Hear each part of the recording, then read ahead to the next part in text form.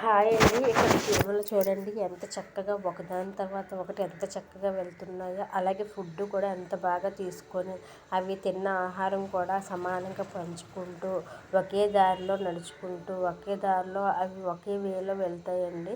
అలాగే చీమలు ఎందుకు అలా వెళ్తాయంటే చీమలు ఒక ద్రవాన్ని విడిచిపెడతాయండి. అది ఒక వాసనకి మిగతా చీమలన్నీ ఒకదాని వెనకాల ఒకటి వెళ్తూ ఉంటాయండి. అలాగే చిన్నప్పుడు చీమ కథ ఉండేది కదండి. చీమ చీమ ఎందుకు కుట్టావంటే నా పుట్టలో చేయి పెడితే నేను కరవకుంటే ఎలా ఉంటాను అని. అలాగే చీమలు ఐకమత్యం చూస్తే చాలా ముచ్చటేస్తుందండి.